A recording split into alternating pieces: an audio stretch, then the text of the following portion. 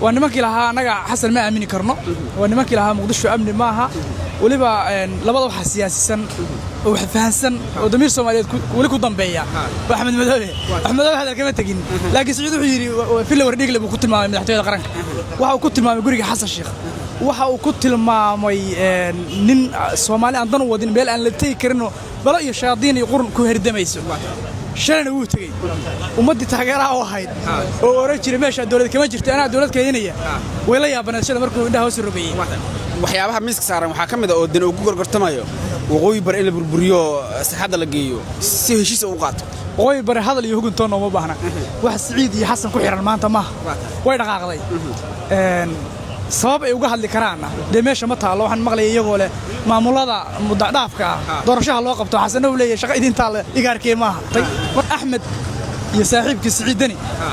iyagu waxay doonayaan in Xamsan xafiiska sii joogo iyaguna loo ogolaaday in xildhibaanadoodii soo walaaqdaan iyagoo kudlad baca ku sitay sidii tribka hore inay keensadaan in xamarka dibna doorasho galaan Xasan wuxuu rabaa in ummadda Soomaaliyeed oo ugu horeyso ummadda ku dhaqan gobolka Banaadir wanaagga iyo horumarka uu sameeyay intooda badan inuu kaga bedesho codkiisa oo isaguna saa ku soo noqdo marka inta la arkaan waxay doonayaan hadii aad dhahday Deni iyo Axmed waxay doonayaan inay bac ku soo shubtaan xildhibaanadii xasiqna uu xarabo mucaarad kale la jooga Deni iyo Axmed maxay doonayaan mucaarad kale wax la weydiinaya aragtay adaan ku weydiinaya wariya Sheekh Shariif joogo Khayr joogo Cabdiraxmaan Askuura joogo rag waaweyn waay rag bay iskala socdaan waaka laakiin miisaan siyaasadeed oo meel yaala oo cid ugu tagaysa deema jirto laakiin soo dhaw shalay waxa furnay golaha mustaqbalka iyo madaxweynaha shirka ka dhaxeeyay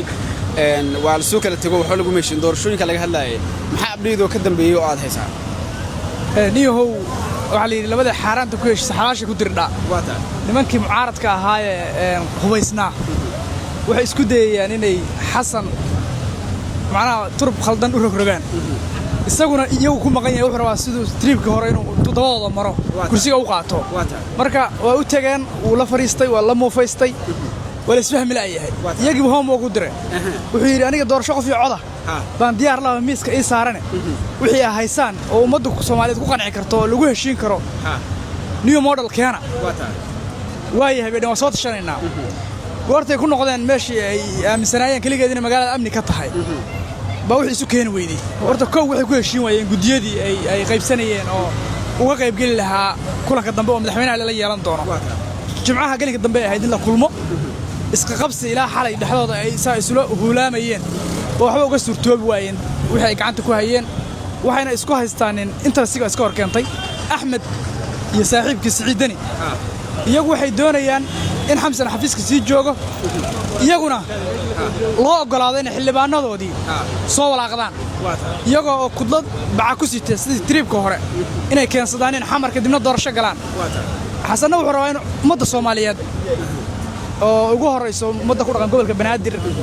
wanaagga iyo horumarka uu sameeyay intooda badan inuu kaga bedesho codkiisa oo isaguna saa ku soo noqdo marka inta la arkaan waxay doonayaan hadii aad dhahday Deni iyo Axmed waxay doonayaan inay bac ku soo shubtaan xildhibaanadii xasiqna uu xarabo mucaarad kale la jooga Deni iyo Axmed maxay doonayaan mucaarad kale wax la weydiinaya aragtay adaan ku weydiinaya wariya Sheekh Shariif joogo Khayr joogo Cabdiraxmaan Askuura joogo rag waaweyn waay rag bay iskala socdaan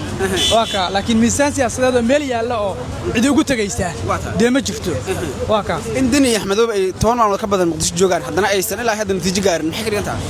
waxay ka dhigan tahay awalba inaysan u iman natiijo la gaaray ay u yimaadeen inay magaalada foodeeyaan oo la isku buuqo oo la isku dhaxyaaco cid kasta oo horumarka iyo deganaanshaha Soomaaliya diidanna ay jaanis u hesho ay u farageliso dalka laakiin foodo markii laga hadlayo Deni iyo Axmed tan iyo markii ay yimaadeen tanaasulaad ka muuqdo waliba filada inay tagaan ay ogolaadeen lama dhihi karo waxbay foodeynayaan Soomaaliya danta ku qasbaysa waa nimankii lahaa anaga Xasan ma aamini karno waa nimankii lahaa Muqdisho amni maaha waliba labada waxa siyaasisan oo fahansan oo damiir Soomaaliyeed wali ku dambeeya Axmed Madawi hada kama tagin laakiin Saciid wuxuu yiri fi la wardhiig lagu ku tilmaamay madaxtooyada qaranka waxa uu ku tilmaamay guriga Xasan Sheekh waxa uu ku tilmaamay nin Soomaali aan dan wadin meel aan la tagi karin bala iyo shayaadiin iyo qurun ku herdamayso shalana wuu tagay ummadii taageeraha wahayd oo orajir meesha dawlad kama jirto ana dawlad keenaya way la yaabanaysaa markuu indhaha hoos rogayay waxyaabaha miiska saaran waxa kamid ah oo dan ugu gorgortamayo waqooyi bar in la burburiyo saxada la geeyo si heshiis u qaato waqooyi bari hadal iyo huguntoona uma baahna wax Siciid iyo Xasan ku xiran maanta ma way dhaqaaqday sabab ay uga hadli karaan deemeesha ma taalo waxaan maqlay iyagoo leh maamulada muddaafka doorashaha loo qabto Xasan uu leeyahay shaqo idinta la igaarkee maaha marka kuwaas aysan waxba ka qaban karin alla waa maamul mandatekiisa haysta cusub oo Soomaaliya meel yaqaan kaga yaalo bartara rabo in Soomaaliya laga badbaadiyo maanta location-keeduna ku yaalo cidnana wax uga baahneen way isku filan hadii burburo wada hadalkan oo la kala tago ayadoo waxba lagu heshin maxaa xigi doona soo dalku khalaasay iyo marxalo cusub oo fidnaaga aadima niman uma qabo sababtoo ah Xasan oo meesha waa joogay nimankii 4 sano qaylinayay lahaa xamarna lama teegi karo Xasan danta dadka dalka dan uma wado Xasan baa lagu dambeynaya waa dhici kartaa inuu 2 sano sanad 7 bilood oo technical uu joogo xafiiska isaga laftigiisu hadduu saa ku adkaysto laakiin waxyaalaha ugu qasarka badan oo magaalada ka jira waxa weeye oo bulshadu falanqaynayso xildhibaanada mucaaradka sheegta oo lahaa mucaarad xorana la dhahaa wayna fashilmeen waxay foodayeen arrimada dastuurka xilli la gaarsiiyay sidii ciyaal yar oo dugsi quraan laga celinayay in baarlamaanka laga soo xirto tii waxa u dheer wixii ay waqtiga gelinayeen dagaalka ugu jireen goortii la isugu yimi meesha la yiraahdo fila Soomaaliya ninka hadlaba wala way arrimaha dastuurka dani baa ugu fogaa danina wuxuu yiri aniga dastuurka waxaan rabaa in dastuurkii hore la waafajiyo kaliya ee wax dooda kama qabo horumarka iyo dhamaystirka dastuurka marka gabagabadii waa hadii la kala tago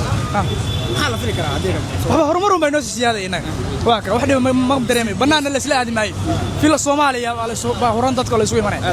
ay adiga ma